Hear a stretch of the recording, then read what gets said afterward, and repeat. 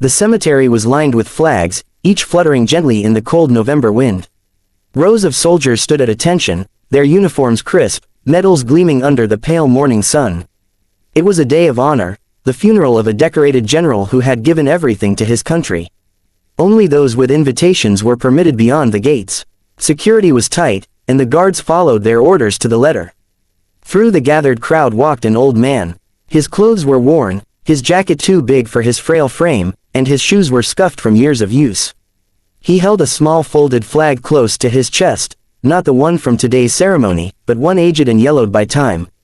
His steps were slow but steady, every movement carrying weight and purpose.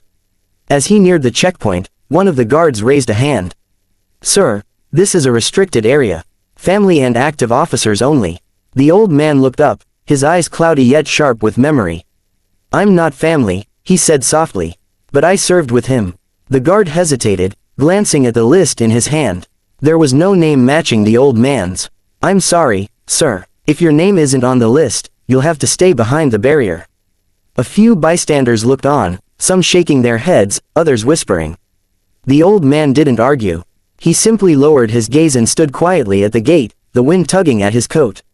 His hand brushed the flag again, the one he'd been given over 50 years ago, at a different funeral, for a friend he'd lost long before the world even knew his name. One of the younger officers muttered, "Probably just a vet looking for attention." But then, from across the grounds, a convoy of black vehicles rolled to a stop. The crowd parted as a four-star general stepped out, his presence commanding silence. Every soldier in sight straightened instinctively. The general's eyes swept the crowd, until they landed on the old man standing at the gate. Without a word, he began walking toward him. The guards, confused, lowered their weapons and stood aside. The general approached slowly, then stopped a few feet away. "Sergeant First Class William Hayes," the general said, his voice carrying both authority and reverence. "I thought you were gone." The old man smiled faintly. "Not yet, sir. I just came to say goodbye." And then, to the astonishment of everyone watching, the four-star general straightened, brought his hand to his brow, and saluted the old man. A hush fell over the entire funeral. The guards froze, realizing who the man truly was. Cameras stopped clicking. Soldiers lowered their heads in respect.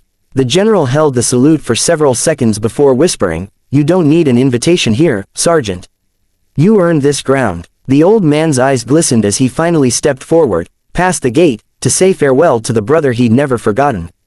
As the general's salute lowered, the murmurs among the attendees began to ripple like wind through tall grass. Reporters craned their necks, soldiers whispered to each other, and the guards who had stopped the old man moments ago now stood frozen, their faces pale with embarrassment. The old man, Sergeant First Class William Hayes, stepped forward slowly, his boots crunching the gravel path that led to the flag-draped casket. Every step he took seemed to echo across the field, filled with decades of silence, memories, and loss. The general walked beside him now, no longer the imposing figure of command but a man walking with a brother in arms. When they reached the casket, Hayes removed his cap and placed it gently on the wood. He didn't speak for a long moment. His hands trembled as he set down the old flag he'd carried. "I told him I'd bring this back someday," Hayes said. Finally, his voice soft but clear enough for those nearby to hear. "Back then, we were kids in a jungle that wanted us dead. He saved my life, twice." The general bowed his head. "He spoke of you often, Sergeant. Said if not for you, none of them would have made it out." Hayes smiled faintly. "We all made it out, sir. Just, not the same way." The crowd listened in silence. Even the sound of the wind seemed to fade. A few soldiers standing in formation began to lower their eyes, realizing they were in the presence of something far greater than rank, the kind of bond forged only through blood and sacrifice. One young lieutenant, unable to contain his curiosity, whispered to another, "Who exactly was he?" The general turned, his expression stern but proud. Sergeant First Class Hayes was part of Ghost Unit 9, a recon team so classified most records were burned. There were 6 men. Only 2 came home. One's in that casket. The other stands before you. Gasps rippled through the rows.